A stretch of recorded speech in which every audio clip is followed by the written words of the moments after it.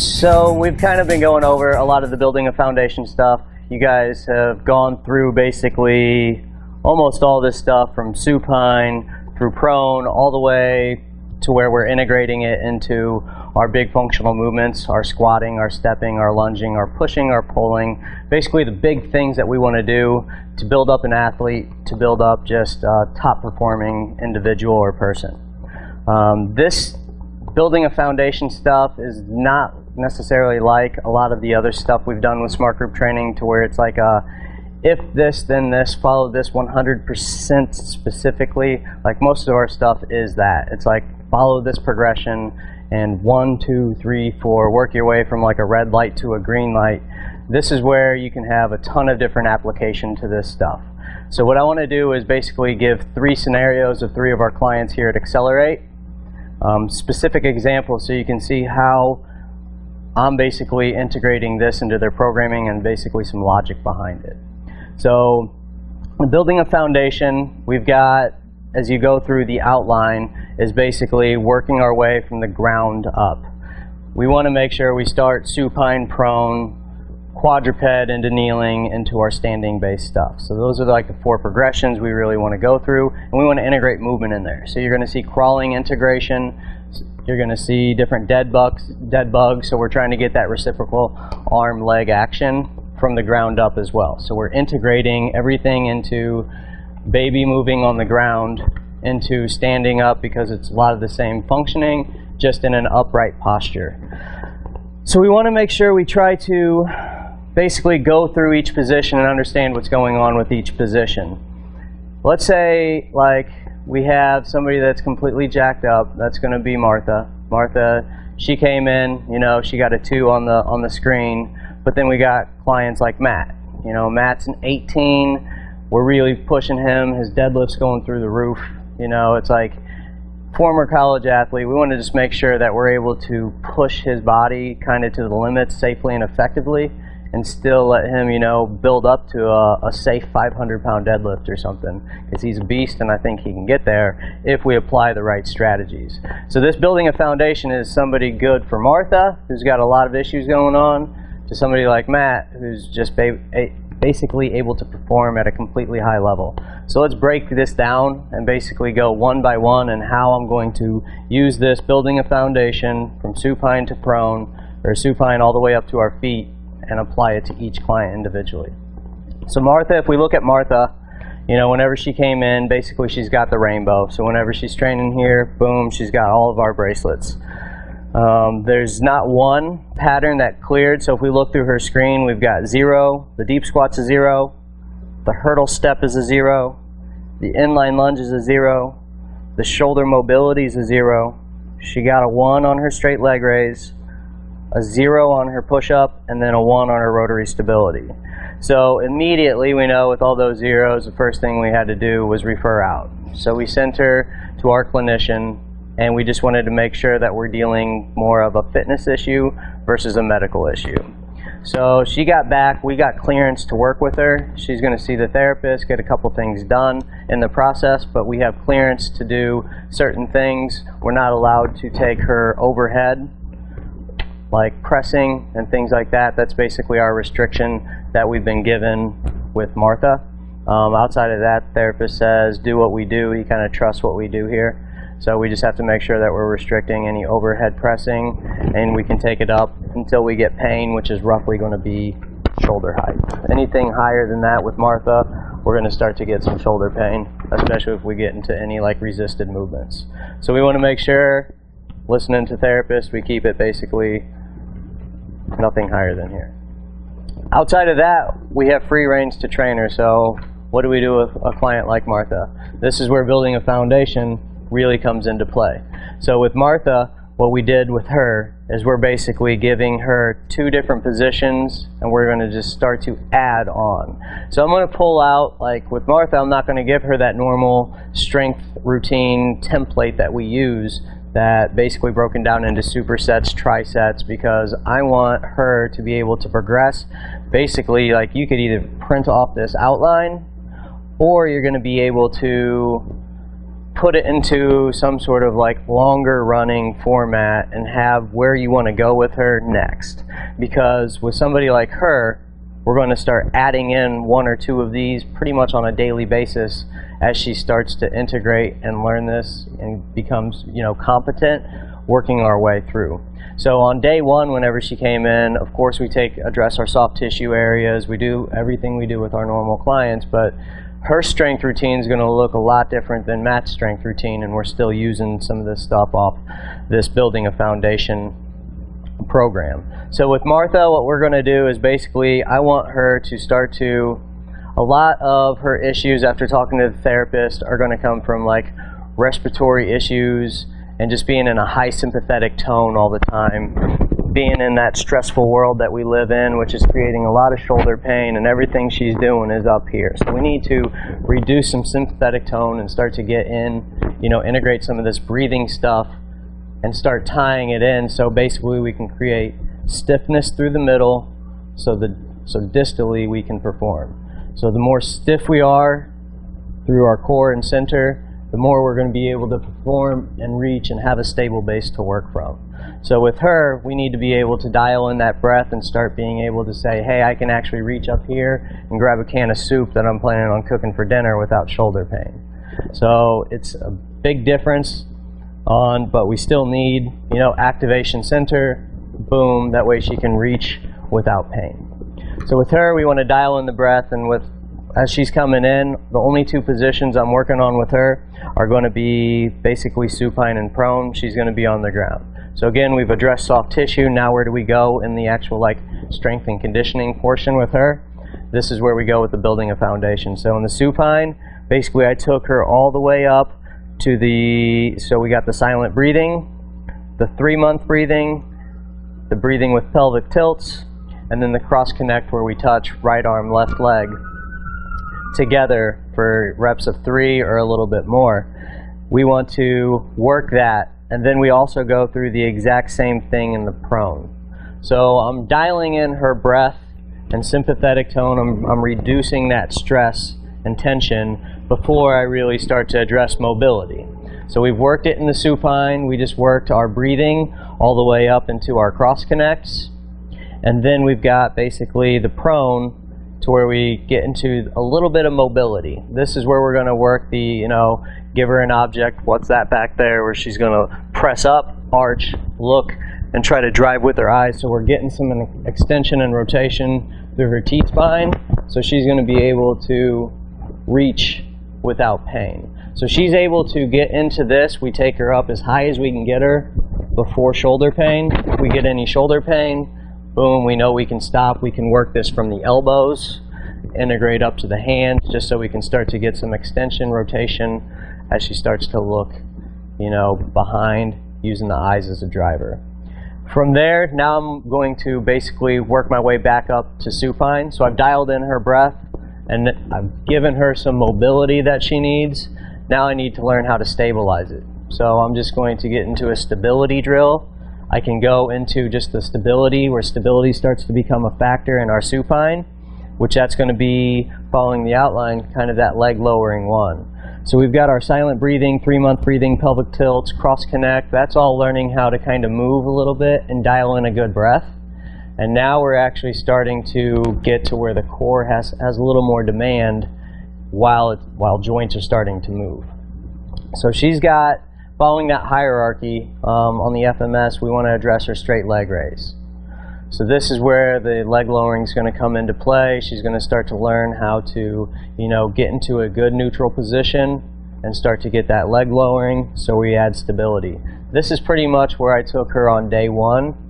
If I would catch anything in the process, like her breathing pattern gets disrupted anywhere in this, I know that's probably roughly where I need to be training. So I want you to be capable. Like, let's say we got to leg lowering 1, and then everything we're looking for on the breathing, basically her eyes become unstable, or she has her mouth hang wide open. That's going to be like where we want to kind of stay at, maybe a little bit below. So we kind of look for some of those breathing dysfunctions when they become dysfunctional, and then she would have to get into that high threshold strategy in order to complete it. All I'm asking her to do is move her leg, not deadlift 400 pounds. I don't really think that we need, you know, like a high threshold to do that. So just kind of look for those patterns, and every single workout, how I said that she's not on that normal tri-set or superset, she's going to have a list of running things. So basically I stopped that at leg lowering 1. Now I want to add 5 or 10 different things that I know where I want to go with her, you know. So it's like, now the next session, let's say she gets through that leg lowering 1, and I want to start to build more on her. At that point I can get into like a leg lowering 1.5 with the foot on the ground, just creating a little bit more challenge. I can get into, I'd be cool with getting into some rolling stuff, working on that open book as well, so we can get some mobility in there, and then we can start adding like dead bug arms. So I'm just throwing a handful of exercises that we would want to start to integrate after we start to move through. So you can see I'm moving from those different like positions, the supine, the prone, the rolling, and I'm just starting to integrate. All that stuff is done on the ground. As soon as she starts to get good with that, then I'm going to start to work the quadruped. Can she breathe in this quadruped position where stability is a little bit more of an issue? I'm a little higher off the ground. I don't have as much ground supporting me. And we'll just basically work all that way with Martha so she can go from supine to prone through all these rolling progressions into quadruped, where we're going to get into our bird dog progressions, our low bear. Who knows how long it's going to take her. You know, the first week that she was here, basically working with us, getting clearance from the therapist, getting rid of that sympathetic tone. The shoulder pain has pretty much been reduced between the treatment and then working with us. So we're doing a great job. She's hammering out. She's basically adding 1 or 2 new things every single session. So we might be able to get through this, you know, in roughly a month, 6 weeks, 8 weeks with Martha, to take her from a 2 on the screen into hopefully we're going to be pushing close to that 14, no asymmetries, to where she's going to be clear to train. So I realistically think that she can get there. We can see that screen go from a 2 to a 14 probably within, you know, 8 to 12 weeks hopefully. Throwing a timeline out there is impossible to do. Who knows how diligent she's going to be with doing correctives on her own at home and really putting in the time and effort to get there. She's doing a great job so far, so we'll see, but that's where we're going to go with her. So we kind of, you know, working with her so far, what we've done. Now what we're going to do is continue using this format and start to progress through. So that's Martha. Now we want to look at, the next one we're going to look at is going to be Abby. So Abby is kind of our typical female. You know, she's a stability-based like dysfunction. So she moves well, like she ties it all together. So her big global movement patterns, her squatting, her stepping, her lunge, basically those are all clear to train. We don't really see any major like dysfunction until we get down into the stability patterns. So this is where, you know, I'm seeing a trunk stability issue and I'm seeing a rotary stability issue using the FMS. Let's go over her screen real quick so you guys know exactly what we're looking at too. So Abby, whenever we're looking at Abby, basically, like I said, her 3 main movements are 2s. So she ties it all together. You know, she may not have that stable base, but she's able to tie it together into, you know, squatting, stepping, lunging, and give us a pretty decent effort there. Her mobility is good. Her shoulder mobility, we got 3s. Her straight leg raise, we have 3s. So she moves well, but we start to see the issue whenever we get down into stability. She can't basically stabilize from the midsection, which right now she's pain-free, but in the future she continues to train and challenge herself and continue to push her body. I can almost guarantee there's going to be some sort of distal pain. You know, it could be wrist, it could be elbow, it could be shoulder, it may be knee. It's going to be one of those, and basically distally away from the center, because she doesn't have that base. Basically at that point what she's doing is we're trying to give her performance on an unstable base. So if you can imagine a canoe holding a cannon, and I'm trying to shoot that cannon, big old cannon, little old canoe, if that cannon fires, that recoil, that backfire needs a base, otherwise this is going to blow that canoe into the water. That's what's going to happen, where she's going to have some sort of pain in the future as she challenges to give her body a cannonball strength and power effort. Basically there's going to be it's going to be firing off a weak. I want something like a ship. so I want a battleship if I'm shooting canoes. That way there's a big base to shoot from, that way it can handle that power and give me energy to project forward. That's how I want to be able to get Abby to perform at levels she never thought was possible, as well as keep her like injury resilient and being able to, greatly reduce the likelihood of injury as she tries to perform in the, in the world.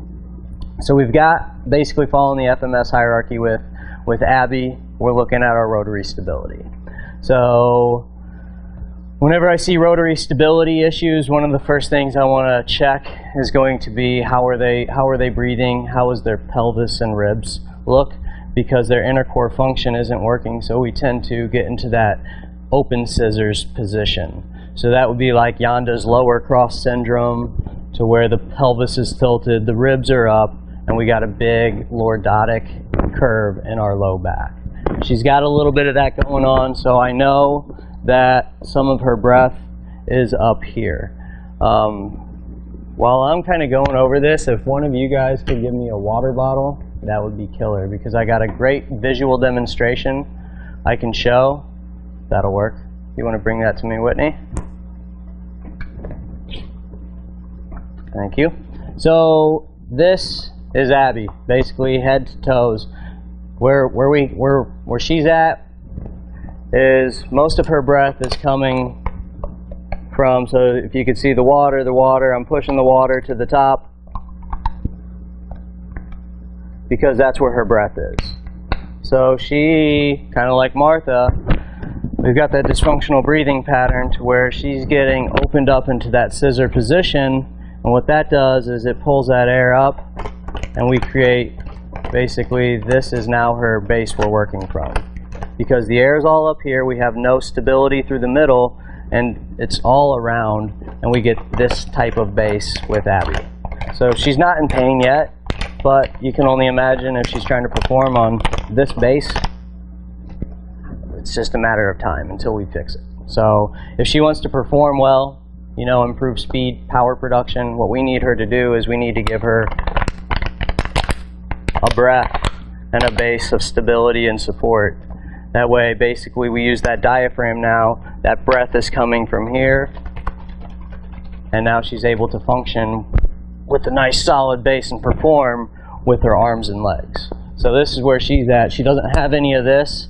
She's good at tying it all together, so she's good distally, but proximally, she's not that good. Well, this is where we need to address with her.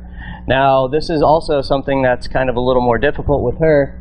She's at college. She's still in college, and she necessarily can't afford personal training to where we can really dial this in and get specific with her. So she's a large group training client, but you can focus on some of the same stuff in our large group that you can in our personal training. In a perfect world, I'd like to work with her in a personal training situation. That way I can fix her up much faster and have more hands-on attention. But with her, just the situations that we got, she's college athlete, college, and she's not able to perform, pay to get that personal training. So she's in our large group. What I did with Abby is that's where we kind of did a little upsell. She can afford an extra 30, so we just gave her a package to where we're going to do like a little personal training session, like a 30-minute one, highlight exactly what we want her doing, and giving her a little more specific of a warm-up too. So that premium option does a great job to where we can start to dial in some specifics. And that's where I want to go with Abby. So we're going to be using our normal large group programming. This is where I may want to go through and add red lights. So if I'm going through, I already know that if she's more vulnerable when she's extended. That's where she's going to open up, but she's going to be a little more control if we keep the arms and appendages in a little bit. So I want to make sure, in order so I can build a base with her, like an overhead press standing or something like that, even though she's pain-free, she's going to have more of that chance to arch and open up in that standing position. I'm going to want to really dial in some kneeling stuff with her so she can focus on rib and pelvis, pelvis positioning. This is where I can use different things with Abby and start to integrate. Once again, I want to make sure she's able to breathe in these positions. So she comes in, she goes through the correctives.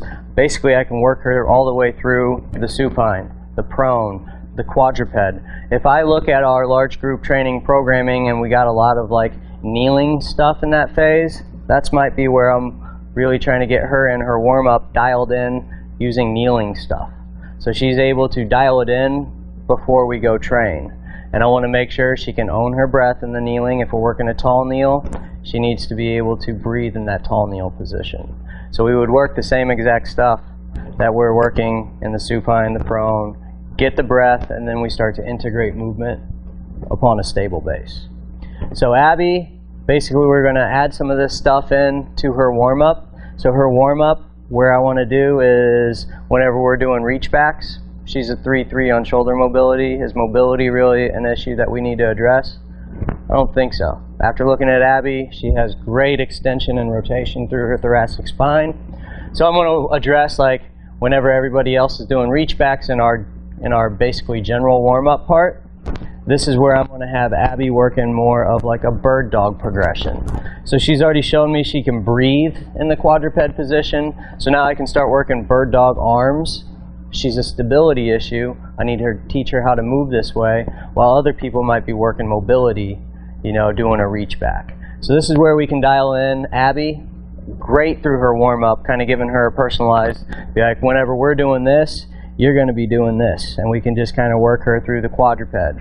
We can work her through kneeling. We can start to integrate Turkish get-ups. Wherever we feel like we need to go with her to work on that weakest link, we can integrate into her warm-up, and then we can also red light certain exercises. If we got a 5-exercise circuit and it's overhead pressing, we can put her into, you know, something like where she needs to be, maybe bird dog with arms. That way she can learn how to stabilize and move her arm to that overhead position. And we're addressing stability versus giving her that chance to kind of screw up. So that's exactly what we're going to do with Abby, is we're going to figure out where she needs to be at in each one of these positions. We're going to integrate that stuff into her warm-up, so she's going to be primed and ready to go in the routine. During active recovery, so whenever people are doing correctives, her correctives you'll see are in here, so her correctives are actually in this. And then she can also be, we can be adding those by pulling specific exercises out and just saying, do something that's a little more specific to you versus doing, you know, something where she's going to be more vulnerable. So that's how we work building a foundation with Abby. They can be done in personal training too. Just pull certain exercises out of your superset, triset. That's great, and it can also be done large group, and that's how we do it in the large group. Last one, we got Matt. Matt is, you know, the former college athlete. He's pretty much a beast, and we need to continue to make that dude a monster. So what I want to do is teach him and give him that base to push him from, you know, in his deadlifts and his 300s now. I want him deadlifting realistically. I know he's a little tall, so it's going to be tougher, but I totally anticipate him being in the 400s if we integrate this stuff into his training fairly fast. So going through his screen, Matt, we've got a 3 on his deep squat, we got a 2 on his hurdle step, a 3 on his inline lunge, a 2 on his shoulder mobility, 3 on his straight leg raise, a 3 on his push-up, and then a 2 on his rotary stability.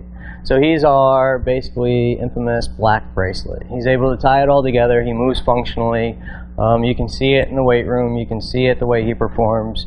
He's a good athlete altogether, strong, powerful, ties it all together. How do we use something like Martha, who was a 2 on the screen? How do I use that same stuff with Matt? You know, that's the cool thing about this product is it's not necessarily building a foundation because you used it with all your jacked up clients. It's great. It does an amazing job. But you use it with your clients like Matt that you're trying to take and push new deadlift levels and basically, you know, that new base of performance that we're trying to build with them. So with Matt, what we did there is he's got his basic like trisets workout that we're working on him, you know, in a strength phase. So we got some of the big lifts in his training. We got like big lift, you can see deadlift, and then you can see another big pulling exercise or just another big multi-joint exercise. And then that third exercise of that tri-set is a great time to integrate some of this. So once again, we can assess and see where he's at, where he kind of screws up a little bit in each one of these positions. Let's just say in the supine, you know, he's all the way at the bottom. He's at that straight leg cross connect dead bug. That's a challenging exercise. I don't really care who you are. Even if you are Matt, that's a challenging exercise. We might be able to add that into one of his trisets, so he's still challenging himself and learning how to control, you know, all that center, so he's able to perform better. So I just pretty much integrate that into, just like we did with Abby, pulling some of this stuff out and using this as his warm-up, so I can start in the supine, work some of that, work some of the prone, get into rolling, take him up on his feet into, you know, lunging with rotations, all that stuff, all the stuff we do with our athletes that can handle high loads. We're going to work, and you'll see a lot of that stuff in here. So we'll throw a lot of this stuff from the warm-up into his program. We'll throw this at the end of his trisets. If he's got active recovery where we're just trying to make him recover a little bit more from his big lifts, then we can throw in some of this stuff to dial everything in and actually help those big lifts get better. So each person, Martha, Abby, and Matt, have a little bit different. We use the building a foundation a little bit differently with each one, but there's still a place for this stuff for everybody. I'm pretty sure that this stuff is going to be good from if you are, you know, jacked up mess, scoring a 0 to 2, get your clearance from your therapist. It's going to help build them up to that 14, so that I got an actual platform to perform off of. Up to, I believe this stuff would be good for, you know, all the way up to your Olympic athletes.